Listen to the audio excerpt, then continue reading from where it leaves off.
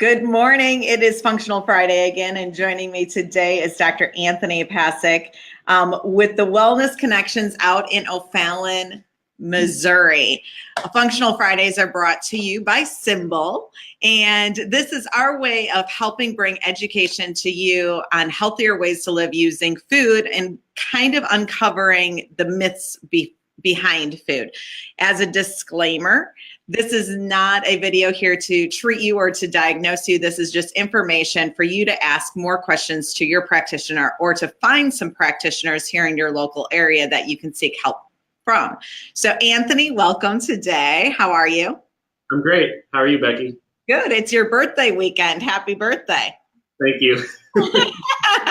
Okay, so let's dive right into today's topic. We're talking all about gluten, and I just want to know, is there such thing as a pizza diet? No. And the devil?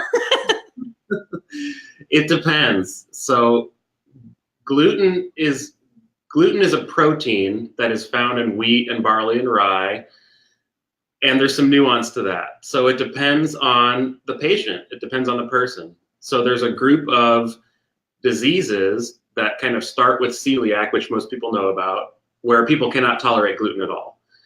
So that spectrum of diseases is celiac disease, silent celiac disease, and then non-celiac gluten sensitivity. And okay, so I'm going to, as a restaurant owner, I am going to put this out there. Can you go from one spectrum, or just, I'm going to ask this question, the one spectrum when we're talking about celiac disease versus the spectrum where you have intolerance. Yeah. What's the biggest difference in those two things? Probably how aware of that condition you are as a person. So the most severe, significant form of celiac disease, if they have any gluten at all, they have intestinal discomfort and are miserable, and they can tell even if they accidentally eat gluten. To the other end of the spectrum, where you might not have any symptom at all, or you could have every symptom that you could imagine. It's really that broad.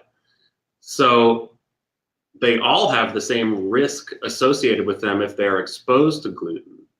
And the list of conditions that are associated with having that sensitivity or frank celiac disease is pretty staggering and pretty significant. So I can tell you that the main categories that it attacks are your intestines and your skin and your brain, but specific conditions that are associated with it are like psoriasis, multiple sclerosis, schizophrenia, depression, type 1 diabetes, Greg, and insulin resistance, and type 2 diabetes, and even autism and Asperger's and stuff like that. So it's pretty. Are we all walking around with like this overabundance of gluten intolerance? I think if we put that whole spectrum together, the people who have frank celiac disease are probably, like, the best estimates are like 1 to 5% of the population. It's probably more like 6 or 7 times that, so 6 or 7%. But if you look at that whole group, celiac, silent celiac, and non-celiac, I think realistically it's like 50% of the population. Okay, so this is what I ask people that are listening, and you're going out to a restaurant. Yeah. If you have a true celiac issue, make sure you let the waitress know and everybody else know that that is the case. If you are just a little bit gluten intolerant, meaning, yeah, you probably shouldn't be having gluten, but it's not going to cause any life-threatening illness to you, don't use this, because we wind up, it really gets frustrating as restaurant owners when you say you're gluten intolerant and you have to make sure on the main course they do everything not to have that, but then you ask for dessert and you instantly say, well, there's gluten in that. Well, that's okay. A little bit won't bother me. So as a restaurant owner, this is some of the frustrations that we deal with as to where these boundaries wind up lying for people that have an intolerance with it. I hear that, but gluten is such a risky protein and all the other things that are in wheat, and it has very little benefit to human physiology. So ultimately, if you're in that bucket, that approximately 50%, and you're exposed to any gluten at all, it increases your risk for all of those diseases that I mentioned. And what I did not say at the onset was you're much more likely to die earlier of any cause than you were if you had been strictly avoiding gluten. So you just need to know, are you in that group of people who cannot tolerate gluten at all? It doesn't matter if it's non-celiac gluten sensitivity or celiac disease, frankly. If you have any gluten at all in your lifetime, you're much more likely to develop it, even occasionally. So it's serious. It really is. And So how do you know if you are truly gluten intolerant? That's a great question. There's several. The gold standard is a biopsy, where they do an endoscopy and go into your intestines, and they take a sample and they look at the tissue. And if you've been eating gluten and it shows a certain characteristic, you can say you have celiac disease. However, that doesn't apply to everybody on the spectrum, and that's not a perfect test. So the standard blood test that they use to screen for that measures a marker called a gliadin, and then alpha gliadin, and then one marker for autoimmunity for your intestines. But that test misses a lot of people. Probably like for every one person that gets diagnosed, there's like 6 people that get missed from that. So there's a great test by Cyrex Labs called Array3 that measures all of the different breakdown products of the gluten protein. Think of it like a string of pearls. When you eat that string of pearls, your body digests it and cuts it into little clips. Sometimes you react to one particular strand of those pearls, and it doesn't show up on the standard blood test. So that test really is the best one on the market for finding if you are in that pool of people, the probably 50% of people that cannot tolerate gluten. And really, at that point, it doesn't really matter if you split hairs between are you celiac, silent celiac, non-celiac gluten sensitivity. If you are positive on that test with specific markers, my advice is never, ever, ever eat gluten. It's just not worth it. It's up to you, but that's what I would officially say. So this is what I identified with myself. I talk about it quite frequently that for a period of time, I eliminated all of these different foods from my diet, gluten and sugar being one of them. Right. And I recognized quickly how much clearer I was mentally. And then what I wound up doing is I like ate pizza or I ate something. And what for me personally, pizza's my weakness. I noticed that if I had a piece of pizza in the evening or had pizza one night on that weekend, I was completely fine. I didn't notice many effects. However, if I ate pizza at night, burgers during the day with a bun, and something else, I was miserable by Monday or Tuesday. And it wasn't an immediate thing. It was about 2 to 3 days later. Definitely. So that is the third and probably really the most sensitive test, is a strict elimination, and probably for 3 months is what I typically advise people, but 2 months at the minimum. 3 months, no pizza? Eliminate gluten for 2 to 3 months and then add it back in like crazy. And if you notice any symptom at all, that means you're on that spectrum. And that means, to me, if you're asking my professional advice, no gluten ever. 100% no. Because it doesn't matter if you notice the symptom or not, you're having underlying low-grade inflammation in your gut and your brain, specifically those 2 areas. And that might show up in 50 years as Parkinson's disease or dementia, and then it's too late. So I think that's what I was going to say, I think that's what we talk about when it comes to this functional medicine and functional Fridays, is that what we're trying to do is bring education to taking better care of yourself early on before these diseases wind up occurring. Mm-hmm. And what we target in these conversations is different symptoms and different areas to avoid, because you could be prone to this if you have an intolerance in this area. So what happens if I go to travel to Europe and like the decadence of breads and all of that kind of stuff? Is it different there? So I hear all the time, oh, well, I can't tolerate gluten here, but when I go over there, it's fine. Or I lived over there originally or in any other country other than America. And then when I come here, I cannot tolerate wheat specifically. Interestingly, many people can tolerate barley and rye, which also have gluten in it, but they don't have other compounds that are in wheat that are unique to wheat. So to that point, a lot of people think, oh, well, wheat in America is GMO. And that is not true. Monsanto, I actually have a friend who works at Monsanto, and I asked him this question. He said, we do not make GMO wheat. I get that question all the time. We make corn and soybeans, and there's a list of other things, but they don't make GMO wheat. So that's off the table. Then what else could there be? So I actually talked to somebody at Cyrex Labs, and they said, we preferentially in America have kind of hybridized wheat, not genetically, but like through old school crop selection techniques to make wheat very high gluten content because it's beneficial when you're making processed packaged foods and things like that. So that's one possibility. But to me, I think it's probably more related to the crap that we spray on wheat. So Roundup and other pesticides and herbicides and stuff like that. And that could potentially be a reaction that you have here and not there. The last factor is you're here, you're stressed, you're eating pizza at night and drinking beer, but then you're in Italy and you're chilling out and having a cappuccino and eating some pasta and drinking some wine. And maybe your leaky gut has kind of healed up a little bit and your cortisol levels are lower and you're just having fun. So that could reduce your potential reaction to it. However, the protein is the protein is the protein. So if you have an immune reaction to gluten, it doesn't matter if it's American wheat or European wheat or if it's heirloom or whatever. If you're reacting to that little string of pearls as your body digests it, it's the same. Even if you don't notice a symptom, you're potentially having a low-grade inflammation and causing future damage that cannot be reversed. So when we think of gluten, the first things that come to my mind are pizza, pasta, bread. Yeah. What else has gluten in it? Everything. Any processed packaged food, probably.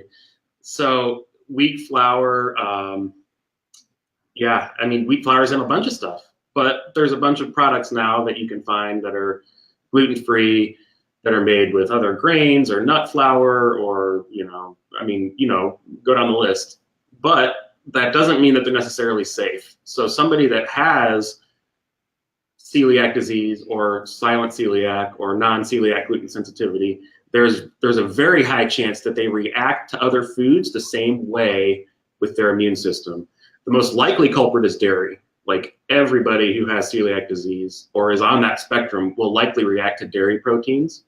But there's other ones like corn and mostly other grains, corn and millet, which is not terribly common, but also coffee. The proteins in coffee are very, very commonly cross-reactive to gluten, which is very surprising and kind of devastating to some people. That's interesting. I've never heard it, but now as you're explaining all of these sensitivities, and if 50% of Americans have a gluten intolerance of some sort, it makes sense why the paleo diet winds up fitting the mold or the best way for people to eat. Can you explain paleo a little bit? Well, paleo is kind of like a group of diets. There's not like a 10 commandments handed down on high of like the paleo diet. As it was originally described by Lorraine Cordain, it was no dairy, no grains, meat, fruits, veggies, nuts and seeds, fat. That was pretty much it. What our ancestors would have eaten before we would have had agriculture to grow grains and to harvest them and to process them to eat them. That's probably the best answer. But nowadays there's sort of a paleo template. So some people can handle dairy, some people can handle certain alternate grains. Sometimes it's just gluten-free. It really depends on who you ask. So what else should we know about gluten? What are some of the other? Yeah. It gets to kind of that question of pizza's my weakness. What am I going to do with that pizza? This is, to me, the most fascinating topic surrounding gluten is there are basically breakdown products of the digestion of gluten called gluteomorphin, which is inherent to gluten, and then another one called prodinorphin, which is also in other foods, but is specifically in wheat. And those, if you kind of break the word down, orphan kind of sounds like morphine. They are opioid compounds, and they will bind to opioid receptors in your gut, and potentially if you have a leaky gut in your brain, and it triggers a dopamine response. It's an addiction. It's just like an opioid addiction. So if you have that particular genetic makeup and potentially certain type of gut enzyme deficiencies or are on that spectrum, it's kind of the perfect storm of stuff. That Cyrex test actually tests for those gluteomorphin and prodinorphin markers. If you have that, we literally tell patients you're addicted to gluten, you're addicted to wheat. So it's fascinating to be talking to so many people about, well, can I just do it on vacation? Or what if I just have it every now and then? It's like addict behavior, really. And it makes perfect sense when you look at the chemistry. There's other foods that have prodinorphins in them. I don't have that list right now, but that's something that's interesting to look up. But certainly gluten is probably the top of the list because it has that double bang, the gluteomorphin and the prodinorphin. So when we go into the emotional side of food, this is where, I mean, when you think about, like I had said to you even earlier today, I didn't sleep very well last night. Yeah, me too. It's rainy, it's chilly out.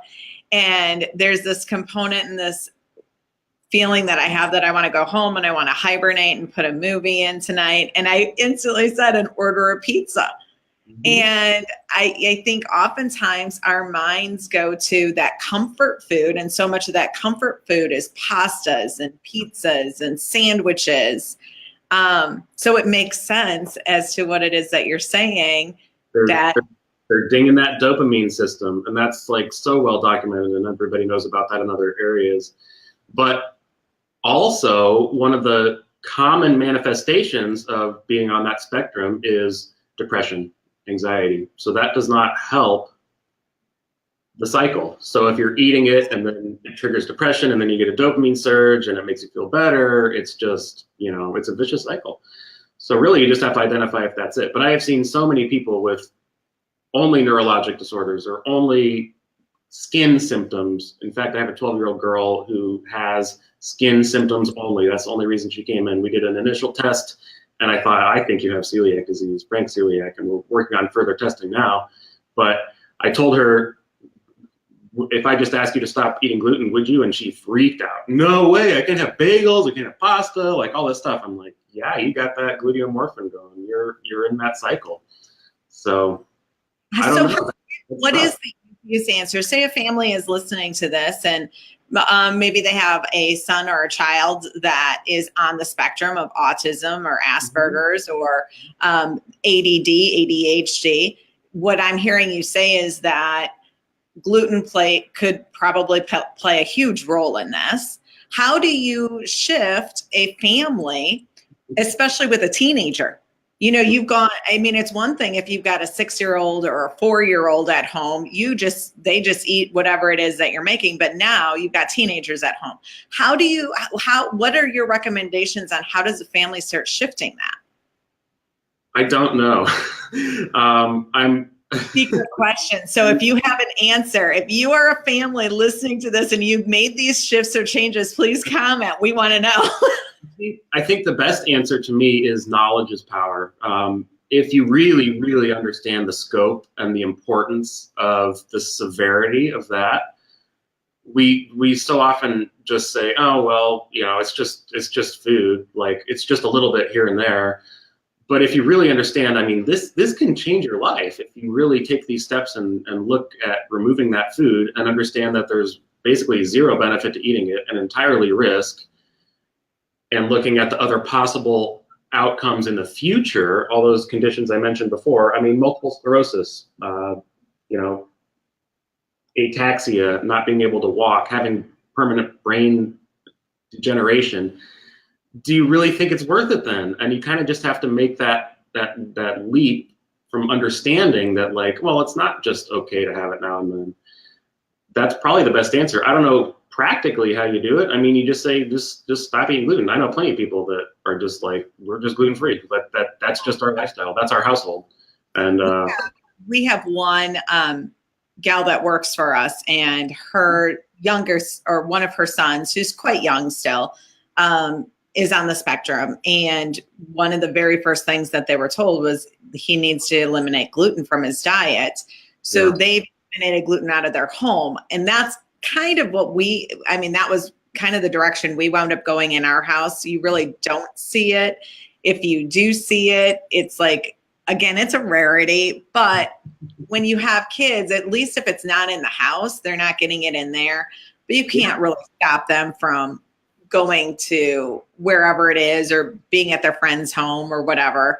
I think that earlier they are, and you start making those changes, probably the much easier and better off everybody is. Yeah. I find that especially with patients that are maybe not teenagers, but like, early 20s or late teens and are really mindful, if they find that they remove it and they feel way better, and then they have it and they feel worse, they're like, it's just not worth it. Like, I just have made that decision for myself. They just have to own that. But you can have 0 symptoms and still be on the spectrum. So that's where it's tricky. It's like, well, if you're not the lucky one, I call those people lucky because it's like, you can tell that you just feel like crap when you eat that food. But there's a lot of people who don't, and they eat it and they get this low-grade inflammation that builds and builds and builds, and then one day it's too late, but they don't notice. So I think really the basic answer is if you eat gluten, or if you want to eat gluten, either get the test or do a strict elimination for 60 to 90 days and then add it back in like crazy. And if you notice anything, then you're definitely on the spectrum. But if you notice no change, you still should do the test, because you might not notice a symptom, and it could show up in your blood, and it can show up years before the damage is irreversible. So, will you instantly start losing weight if you eliminate gluten out of your diet? Maybe, but what if you're not sleeping and you're stressed and you have a gut infection? You got to do a stool test, or who knows? There's a lot of other factors. This is just one big piece of the puzzle, though. But it does seem to show up quite frequently that people are just eliminating that and seeing major results. And I'm not talking about just in weight loss. I'm talking about just in health in general. The biggest, most profound thing that I see is neurological improvement in people when they do that. It could be depression, it could be brain fog, it could be clarity at work. Go down the list. Or even, neuropathy, like tingling, like nerve pain and stuff. So, yeah. So is there anything else that we should know about gluten specifically before we sign off? We know that alcohol turns into sugar. Are there other things out there that we should be aware of, or we should be looking for? Not off the top of my head. I think we pretty much hit it all. That was good.